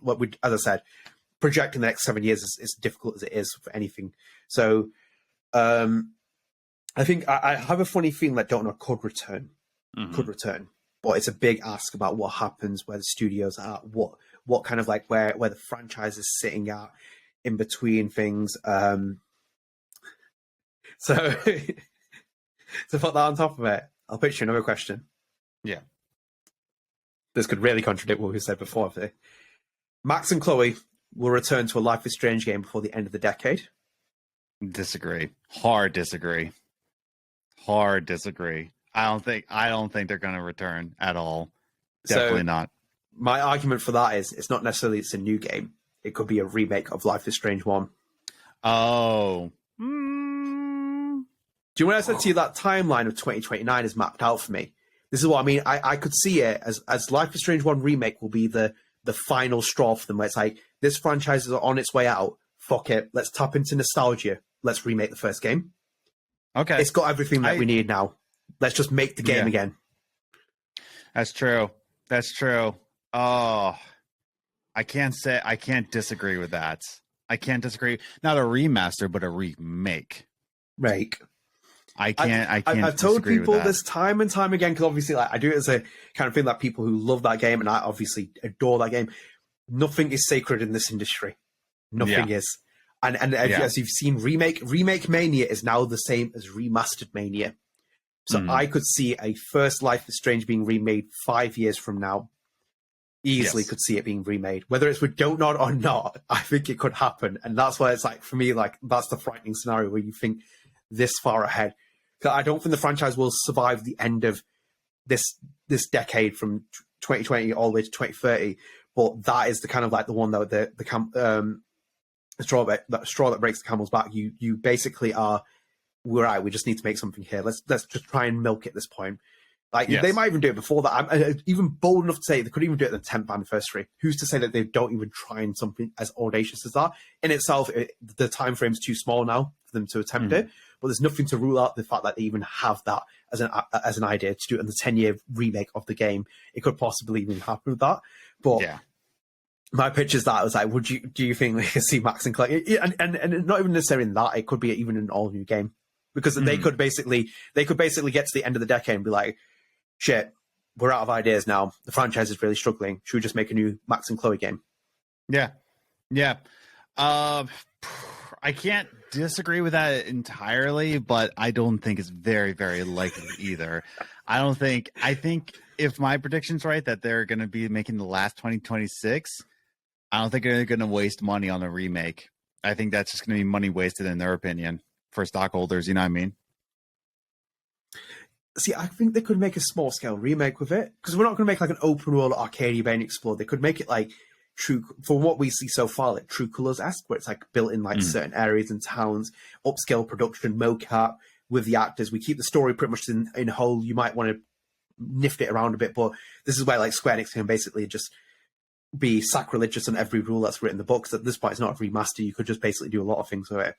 And then big questions, obviously, if you'd ask with like actor replacement, you'd have to change quite a few of the actors as well. Yeah. Like, that would be something in itself. But I think it could potentially happen. Then, like, who's to say? Who's to say? I don't know. I don't think so, but like I can't disagree with you either. Like that could I think be Max and happening. Chloe will return before the end of the decade. I feel so bad because I did that podcast. I can't remember what I even said, but I have a funny feeling if we're talking 7 years ahead, we're talking about sitting here at the end of 2022, projecting ahead all the way to 2030, and we're pretty much on the verge of going to 2023. I could see Max and Chloe, one returning in a remake, and two even returning in a new game. In some way, I think there could be a moment of sheer desperation, and they're like, let's just try and like get back some kind of momentum or something with this franchise. I feel like they might even just try and attempt that. I just can't rule that out the realm of this possibility. Like there's something there that just is in my heart of hearts. I'm like, Oh yeah. Oh my god, yeah. Yeah, I can't disagree with you there. Yeah, nothing more to add. It could. Nothing sacred, especially 7 years from now. If nothing's sacred now, imagine the games industry 7 years from now when they are just trying to stay alive. The games industry, if the recession really is happening, but who's to say what's going to happen in 7 years? Because like 7 years ago from now, what was that then? If we're technically in 2023 then, so then, and then for 2016 was 7 years ago. The games industry was completely different in 2016, but who's to say? I don't know. My projection is I see the industry continuing to grow. Like I agree with Andrew Wilson when I was listening to that EA's fiscal earnings and meeting stuff, and he said that he's like not worried about EA. He says like consumer trends are changing. Like we're having a new generation of people who are consuming things digitally. So it's like for us, it's just all benefits. And he's like, I can see EA growing, and I'm like, yeah, I can see EA growing as well quite a lot. It'll get hit by like licensing for FIFAs and stuff, but like that's not necessarily a bad thing for them. I think like they're gonna keep getting revenue coming in. I think this is what like a lot of these developers, publishers are realizing, but they can make a lot of revenue from it. I think the same with Life is Strange, where like I think that the franchise will somehow continue in this decade with like as much revenue as possible they can try and drain on it. Do you want me to pitch you another one? Oh yeah. Okay. Because I have so I'm gonna be predictions, honestly. I'm gonna try and be bold with this. Okay. The Life is Strange TV show that has been in rumored development for God knows how long won't see the light of day in that iteration. But Life is Strange will still be picked up as a TV show, but by Amazon.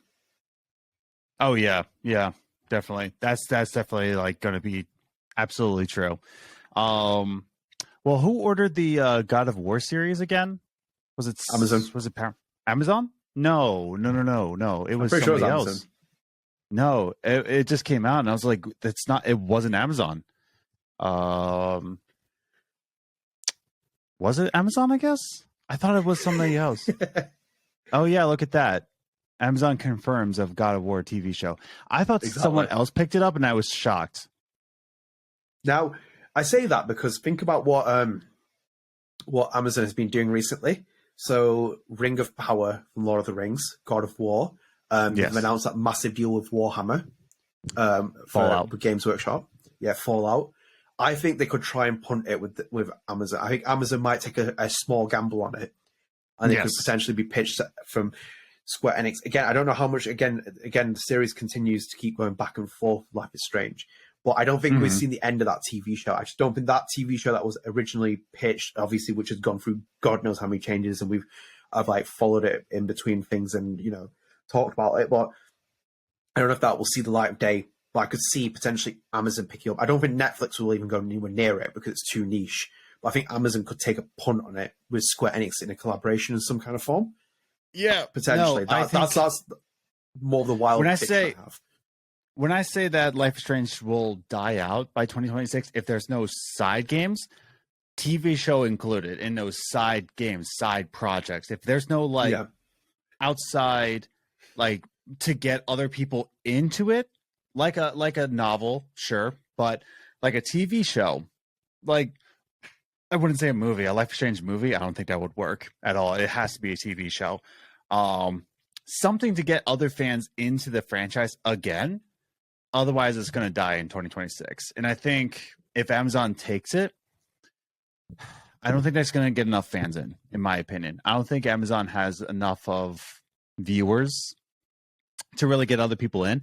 God of War, that's going to sell Amazon for sure. I think Amazon's going to be like, "Oh yeah, you come on in for God of War." I don't think anybody, if you don't have an Amazon account, I don't think you're going to be buying an Amazon account to watch a Life is Strange series, except for us and the listeners.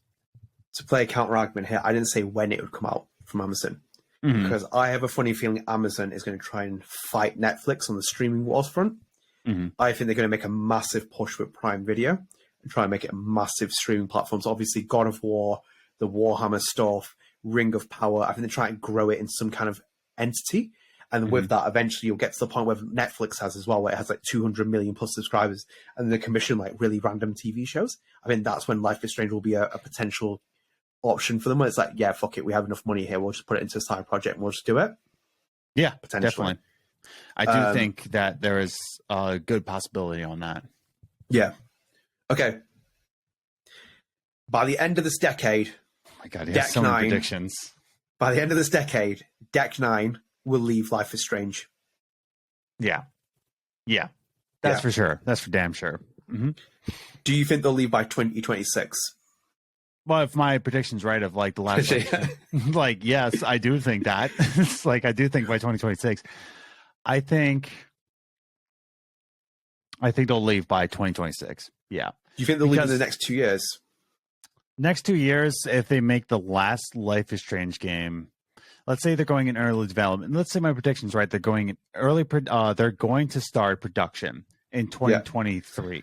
That means if a game comes out, if a Life is Strange game comes out, that earliest it could be is 2025. Earliest, right? I don't think they'll make another Life is Strange game after that one. I don't think so. No, I don't. I think they have the same ambitions as Don't Nod. Maybe not as a publisher, but as a developer. I think they don't have that. I think that Life is Strange has given them a lot, but I think they want to go forward and make their own games. As I said, like it's very rare in the industry to have the opportunity to make games that aren't just one franchise. You can sometimes get casted on them, and it's like you making the same game again and again and again. And Deck 9 works more or less mainly at the minute with Square Enix. It's working with Telltale for The Expanse, but it usually works with one big publisher as it wants. But I think Deck 9 has big ambitions to try and make its own games, different games, be like a storyteller in the same vein as Don't Nod. It's like we make narrative-driven games, etc. So I think Life is Strange will eventually get to a point where they're like, we're done with this franchise now. We've obviously made a lot of money from our deal with Square Enix and royalties, etc. But we now have enough to stand on our own 2 feet. So I personally think they'll be gone well before 2026. Oh yeah. So that's sure. Yeah. I think so. I think this might be the last Life is Strange game they make ever. It could be. I very much think so as well. I think it could potentially be. I could think it could more or less formed that line. In this decade. Oh my god, how many predictions do you have? I could fight loads of. I've been thinking about like loads of. I was like, when I was on my run before, I was like thinking about all these different hypotheticals, and when I was thinking about them, I was like, holy shit! I was like, there's many different things we could actually think of. In this decade, Yeah, Square Enix makes the decision to remaster Life is Strange 2. no, definitely not. That is zero, like -%. That's not going to happen. They want to bury it so far down under that nobody ever sees it, or it never sees the light of day. No, I'm going to. I know it kills me that. It kills me that. I'd love to see it get remastered. I know. I would love to see it like remastered, and I would love to see it remade. Like I would love for Luke and Michelle to come back to it. Like that's like wish list. Yeah, I want to be remade. Is it going to happen? Hell to the no. No.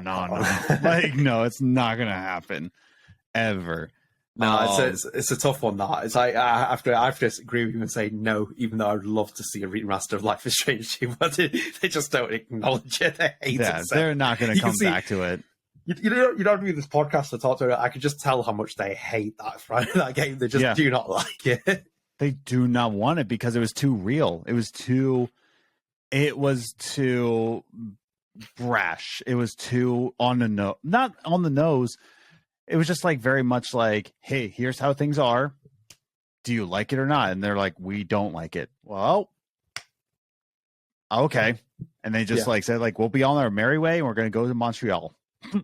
Yeah. Yeah. Do another franchise. Here's a really big one, actually. Okay. In this decade, in a Life is Strange game, the main character of a new Life is Strange game will meet and be in the same room with a Life is Strange character that has been a main character from a previous game in the series. Yes. Yeah. Yeah, a new IP. So you're saying like a new character will meet up with a mainstream. Yes. So it'll be like, let's call him Joe Blogs, who's a new Life is Strange character. We'll meet up with Alex Chen. Any of them will meet. We'll be in the same room. I'm predicting Alex Chen. Definitely, we'll be in the same room as Alex Chen, Max, Chloe, Rachel, Sean, Daniel. One of them, because we actually haven't had that. We haven't had that in the series yet. By the way, no, we haven't. No, Chloe Price costs way too much money. There's no way. We got Rihanna DeVries. Oh yeah, true. Rihanna DeVries could. Not Max. Never Max. I don't think they're revisiting Max ever again. Max will be back before the end of the decade. I'll tell you this now. Yeah, as a remaster, but like I don't think as like a remake. It'll happen. Yeah. It'll happen. And I look forward to it's gonna be Alex Chen. Like that's their franchise now is Alex Chen. Yeah. Or Steph, like Alex and Steph, because like I said, that's Deck 9's Max and Chloe. You know, that's Deck 9's version. To add into that, then, do you think Deck 9 will tackle any of the Don't Nod characters in the next games? Because they did say in the interview where it said, like, where people they're asking him saying, could they bring back a Don't Nod character? And they were like, it's down to the publisher if they get the chance to, but they could appear. Now, we haven't seen that in true colors. They were all pretty much Deck 9 characters, except for Chloe. But again, that was I consider that as Deck 9's Chloe at that point, that they used Rihanna DeVries Before the Storm one. Mm-hmm. But will we see any of the Life is Strange characters from Don't Nod ever appear in a Don't Nod game? Yes, definitely. Really? I think so. Who do you think? There's a lot of conviction behind that. I want to know who you think. Pompidou. He's dead. No, he's not. Not in my game. He's dead. He's dead in my universe. That's the other thing. Like anybody from Arcadia Bay is essentially dead. You know, like it's like Schrodinger's cat. It's like it's dead and not dead at the same time. So it's like, how can you bring back somebody from a Don't Nod game into that? Because they're both dead and not dead. You know what I mean? Yeah, I mean, like I'm thinking more in the sense that the comic series where I got up to that, you know, Brody was in it and so was Victoria, and they were jumping through different timelines, and I'm like, yeah, no, I would say if anybody from the Life is Strange game is going to be Kate Marsh. Anybody, it's going to be Kate. I don't think they'll pick Kate. I don't think they'll pick Kate, but if they put their money where their mouth is, and the two most popular characters in the fandom, Steph and Kate, you know what I mean?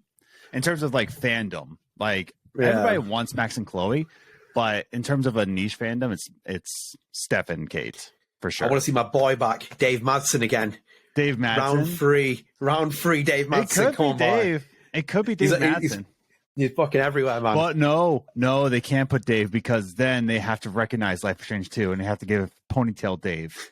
That's true. Yeah. They have to have Ponytail Dave. They're not going to recognize, like, oh, wait, he was in Life is Strange 2. By the way, can we appreciate Ponytail Dave? I think this is where the inspiration came from me as well, my little knot. Yeah, little Ponytail Dave with the Birkenstocks. Oh, mate, we'll do a podcast episode at some point with Dave Madsen because I think he's the most complete Life is Strange character out there. But yeah, I think they'll tackle it. I think there's going to be. I think that the main universe characters will collect together, and I think that's something's going to have to happen there. I could even see it being like the eventuality of like an Avengers style game where they try and bring all these main characters together in the same universe and try and get something. Because everyone's like pitched that before. It's like, oh, they all got powers. It can be like a superhero team, and it's like, well, yeah, you never know. You never know. You never know. Okay. In this decade, oh my god, Luke and Michelle will return to Life is Strange. No, in some capacity. Oh, in some capacity, advisor. Yeah, advisor. But I don't know if they'll agree to it. I don't speak for them, by the way. Just to reiterate that, I don't know what it is, and I don't know if they'll actually agree to it. Because I, as I said to you before, and you talked about the remaster. Like, if they did the remaster collection, they added like obviously like Michelle's or Raoul Barbet's name to the product. It would have added so much credibility to the weight of it. But I don't know if they'd agree to that. I don't think I'd ever see. I think like God's green earth for Michelle to agree to a remake of Life is Strange when he's watching it. No, definitely not. I don't think he would agree. No, he wouldn't agree to that. No, I don't think they'll come back. My personal take on it. No. And like I said, I think they want to come back, and I do make the prediction that in the Montreal game, there will be at least 2 Easter eggs of Life is Strange in the, like, Easter eggs. Like, they want, they still care about the franchise, and we're going to see Easter eggs inside their new game. However, to say that they will return to a game, I don't think Square Enix will allow it. I don't think so. Yeah, even that's like the marketing behind it, I don't think they'll agree to it. I don't think they're going to return this the Life is Strange. I think they'll move on to. I agree with you. I think there'll be Easter eggs in the Montreal game. I think obviously like it'll be Life is Strange 1, 2. I think there'll be Don't Nod games that are mentioned in there. I think Luke will probably mention Ollie Ollie World after your recommendation. You never know. There might be a skateboard. Come on, Michelle. Ollie Ollie World. Let's go. It's still 2022. Let's go, baby. But yeah, I don't think they'll return to the franchise at this point. I think that they're done with it. Yeah, I think they're done. Yeah.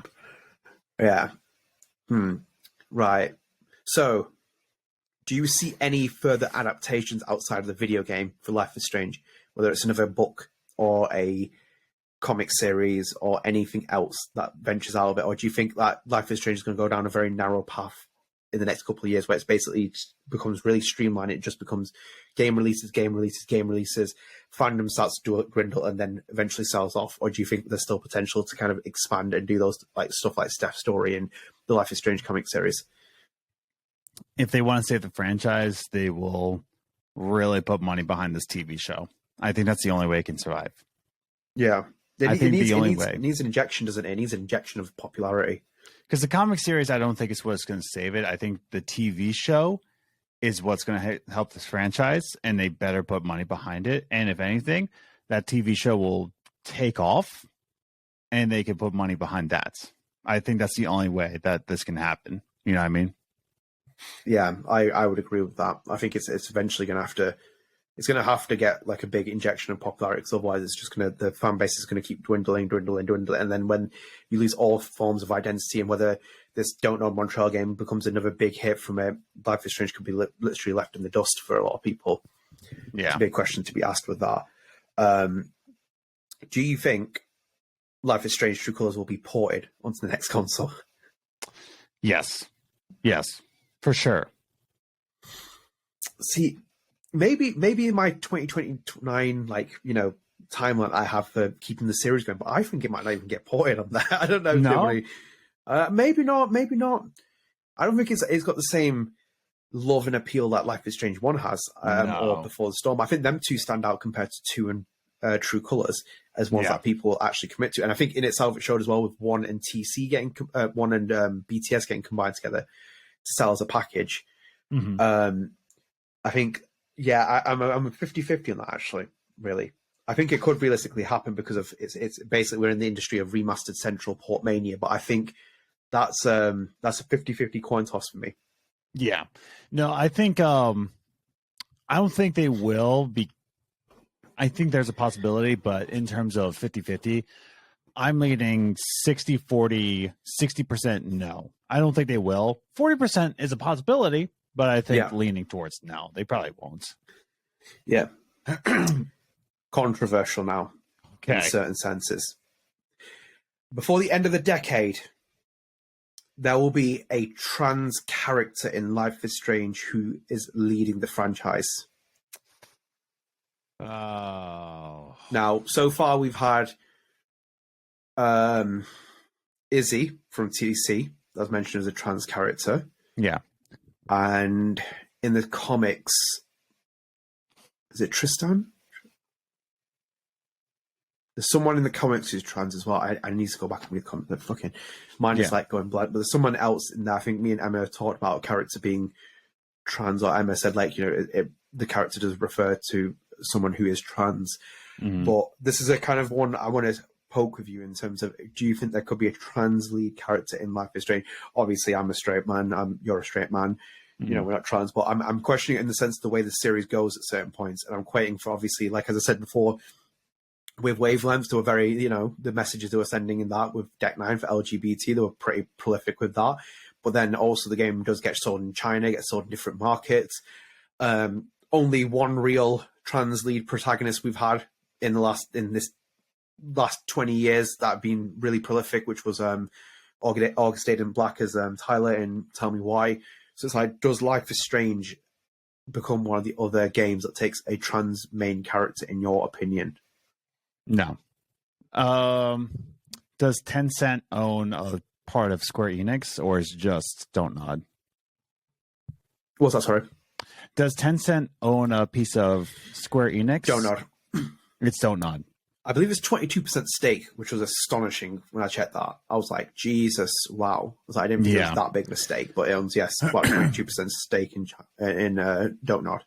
Which in itself, that's always questioned me a little bit, because it's like with Don't Nod, the way it sends messages and the way it's portrayed itself in the narrative, and then it's like it has a large stake from Tencent, a Chinese corporation, which feeds all of its data back to China, and then China also has a perception of anyone who isn't as I said before, like I have a very strong view. I've read enough and watched enough stuff about Xi Jinping and stuff like that. Very critical of China in certain senses. That's what I mean, though. It's kind of I think they could try it. Like again, it's like it seems wow. I think like in an 80, like most like a 60-40 kind of like leaning towards it not happening. I think it could happen because it could get to that point, like as we said down the line, where they're like, we need to kind of rejiggle the series. It might be like a drastic change in direction. It might be a smaller scale budget. It could be any point in the franchise. Because as I said, the franchise doesn't give me a clear identity that it's going to be like it'll last throughout the entire decade.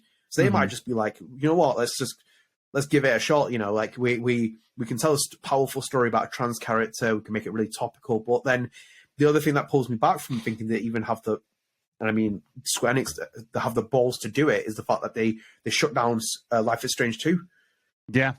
And Life is Strange 2 was very topical. You always made that really good point about Don't Nod and Deck 9, there's difference in storytelling, and I fully agree with it. But Don't Nod, it's like balls to the walls, let's fucking tell the story, be really, critical of this. We're going to have a strong message of it. And even with Alejandro as well, like, the admiration that he had for Life is Strange 2 was like the way I feel about it. So it's like, I always defend Life is Strange 2 for that reason. But I think like, that's the conviction you need for it. So it's like I'd expect more of someone like Don't Nod to do it at this point, which obviously has been evidently shown with Tell Me Why. But I'd like to see a trans character lead of it, because obviously we've had a woman character, we've had a male character, we've had a Hispanic origin, Hispanic a character who has Hispanic origins. We've had white female characters. I feel like there is a chance to kind of basically go balls to walls and really try something different with someone from a different background. The thing. I think they want to, but in terms of businesses, like, I think it's just too risky. I think it's hard, isn't it? It's hard. Yeah, that's why independent studios can be risky like that. They can do what they want. They can do, and I say this all the time, is why I don't think that I would want to be signed to a large label, is because if I want to try anything bold, then, you know, I have someone bring them. Yeah, you have a bigger platform for sure, and it gets you that attention, and it's easier to put out a new IP.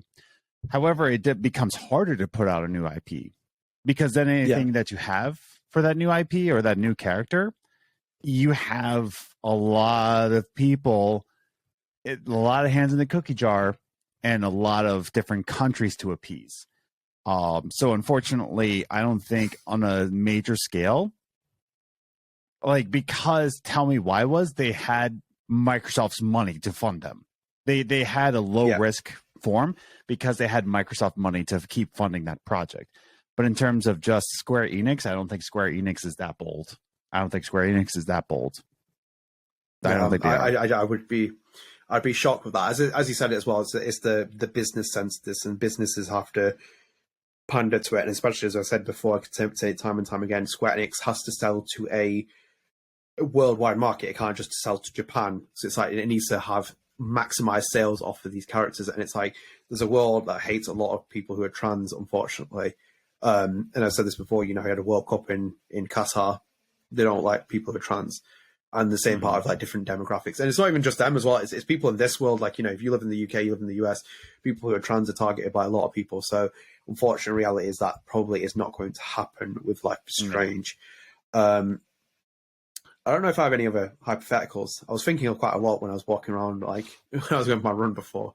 But do you have anything else that you think could happen? I ran out like 5 predictions ago. 20 minutes ago, yeah. Yes. There's loads, isn't there? There's like genuinely for me, there's loads of predictions, like who could be the next composer, who could do this, could it completely change? Could it become an open world game? Well, yeah, I'm the next one. Could it become an open world game? Could Life is Strange become an open world game, like massively open world? Big questions like that. As I said, like it's hard to predict what happens in this decade, but I think like in the next 7 years, if we're sitting here 2022 going to 2023 and then thinking about the next 7 years, I think the franchise will hit its mark in there. Actually, let's end on this last one then. My last one for you. I was thinking about this before. Okay. By the end of the decade, Square Enix will have finished making Life is Strange games, essentially, as we've talked about. We think they won't last a decade. No. But will it sell the IP to someone?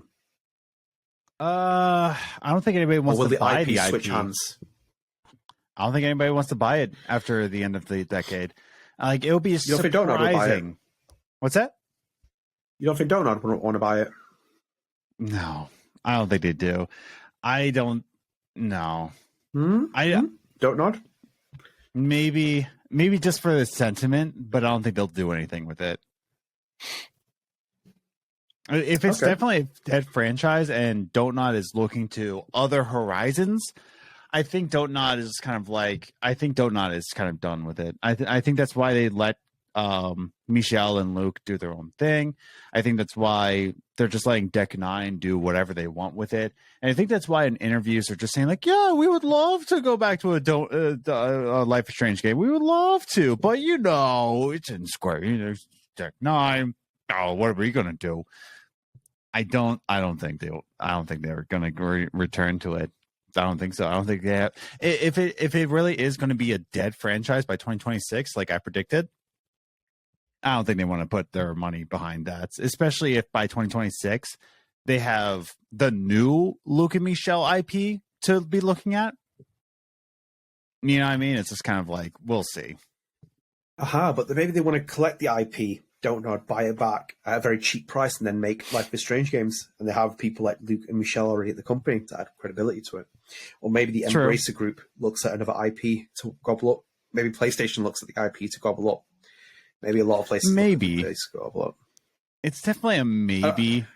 My prediction would be that if the series really flatlined, I think that Square Enix would keep onto the IP, very similar to how Capcom has kept onto Dead Rising. I think Life is Strange will become a distant memory in some senses, or Square Enix eventually makes a decision to sell the IP in the very same sense of a Embracer Group deal. I think it could be the Embracer Group, it could be Tencent, it could be another publisher of size. I think even potentially Dontnod. If we're predicting them forward in the future and Dontnod makes itself as a standing established publisher, I think Dontnod would go for the IP just for the sake of it. But I think it wouldn't be a big hit. It wouldn't be Sony and Microsoft and Nintendo. None of them would go for it. So that's my prediction on that. I think that the IP will eventually get sold off by Square Enix. I think Square Enix will be done with it. They think they've milked it, and then I think there will be potential room for it. I think if you give the same sense to Dontnod, they say like, we can give you an effective deal for Remember Me, they'd buy it. Oh yeah. I think there's more of a bit of likelihood of a Remember Me remaster than there is like a Life is Strange game. I want a Remember Me remaster because it's not backwards compatible. Like the only way you can play is on the old systems, and I want to replay that game. Like I want to, but I don't have the old systems anymore. Yeah, it's a shame what happened to Remember Me, but I feel like that's what I mean. Like you could easily learn from mistakes from that, make it a small production game, publish it. Hey ho, not every game has to die out because it's not sold well. So that's that. But yeah, that was really fun. That was a lot of fun. As I said, there's a lot of hypotheticals. And if you guys are watching on YouTube, do please leave a comment. Let us know your predictions for the series, the franchise, everything else. Do you agree with any of us? Do you think some of us are a bit controversial or some of them? Do you think that Life is Strange will survive the decade? That's the big question. Let us know in the comments. With that, we will do our final spread the arts for this year. Adam, would you like to go first? Just plugging my Cast Garden Christmas holidays. Fuck's sake. Yeah. This segment you introduce basically so you can plug your own music, isn't it? It just seems to be okay, talking about the guy who just said like, oh, you know what? I'm going to make the big topic our predictions for the rest of the decade and just plug out 11. So, no, you can bug off. But yeah, no. So slight little like Cast Garden holiday special. Go listen to it. It was a lot of fun. Not a lot of fun in only 3 weeks of making it, but it is what it is. But another Christmas thing, I went and watched, and this is after Christmas, I understand that, but if you ever get the chance to see this, I saw Violent Nights with David Harbour, and I'm not going to say it was bad. I'm not going to say, I think as a movie, if you just watch it as a regular movie, it's kind of garbage. If you pay attention to the story, there's not much story to it. If you go into this movie of David Harbour, if you don't know who David Harbour is, of course, Hellboy. He's Hopper from Life is Strange. Oh, Stranger Things. He's Hopper from Stranger Things. He's Hellboy. So it's David Harbour as Santa Claus kicking ass. Like, that's what this movie is. And there is a twist to how he became Santa. And the twist is just like, I don't want to give it away. It just makes the movie more badass. And I would say that.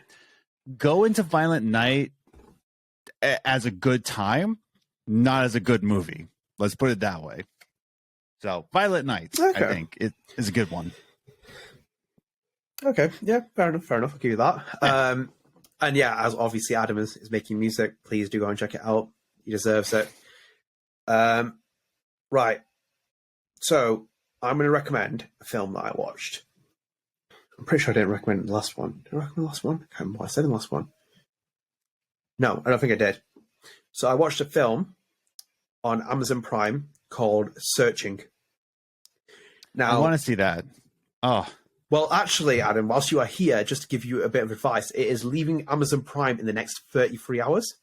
So if you do want to watch Amazon Prime anymore, I'm not supporting Amazon. Why? Because they're a conglomeration of capitalism, and I know I'm in the country of capitalism, but I hate it. Well, I'll just move to London where there's no capitalism. Well, yeah, let's get into that one. Anyway, well, if you do have it, and you obviously it's going to go by the time you watch it anyway. But if you do want to search for it online, I would definitely recommend it. It's called Searching. It was released in 2018. It's very similar to films like Unfriended. So it's very much like an American found computer footage shot film kind of thing. And just to kind of give you a bit of the brief synopsis as it is. It says 37 hours after David Kim's 16-year-old daughter goes missing without a single lead, David decides to search one place no one has looked yet, where all secrets are kept today, his daughter's laptop. So it's like a murder, it's like a mystery drama, bit of horror with it as well. So it was a bit of a slow burner to start with. I was kind of like a little bit out of tune with it. Don't really care for the characters. I think they're quite boring, a lot of them. But when it picks up, the suspense is there. Like, I had to stop watching it at night because I got a bit scared as well. I was like, this is creeping me out a little bit. And it wasn't even like a full-on horror film. Like, even when you watch it in hindsight, I'm like, it's not even like scary, but it's like there's a creepiness to it. Like, do you mean you just like see him searching through laptops and speaking to people? There's a really weirdness of it. But if you are someone who likes these kind of films, like wants to find out who's done this and who's done whatever crime, definitely check it out. It's worth it for that. It's just like, it's a good, fun, entertaining watch. Solid film. Worth your time, in my opinion. Not the kind of like, you know, The Godfather or anything, that kind of echelon of great films, but it's a good film in itself. So definitely check that out from me as a recommendation. Yes, I will be definitely, because I have a trial in Apple TV, and I think it might be on Apple TV. Might be. I'll have to check that out. But yes. Well, yeah. So if it's on Apple TV, definitely check it out. If not, I would find it online somewhere if you can possibly do it. It is worth watching it, in my opinion. Solid experience. But yeah, I think we'll end this here, Adam, because it's almost coming up to 2 hours. I hope you enjoyed this episode. If you did, please leave a like, subscribe, turn on notifications, and comment the video as well. It helps our channel grow. It helps you keep up to date with us, and obviously it's greatly appreciated. We are closing in. I think we're 977 subscribers. We're 2 down from last couple of weeks, but you know, every subscriber counts. So if you can help us edge to 1,000, it's greatly appreciated. And one final reminder as well: StrangeCast is available on all podcast services, Spotify, Apple Podcasts, Amazon. We're on everything. So definitely stick to one of those if you want to just listen to it. We do have a lot of people who do listen just via the podcast services as well. So stay tuned to that. As I said, in the comments, let us know what you think about Life is Strange in the next 7 years, because it'll be worthwhile just to see how things pan out, because we put ourselves on the line right now and we want to see you guys do it as well. But in the meantime, take care of yourself. Enjoy the rest of the year. Hope you had a great Christmas. Hope you had a great whatever holiday you were celebrating. Enjoy the new year. Things hopefully will pick up in 2023. I'm hoping so myself, because as I said, it's been a terrible year for me for many reasons. But, you know, better things hopefully come next year. But until then, we'll see you in 2023 with the next episode. Take care, guys. See you later. See ya.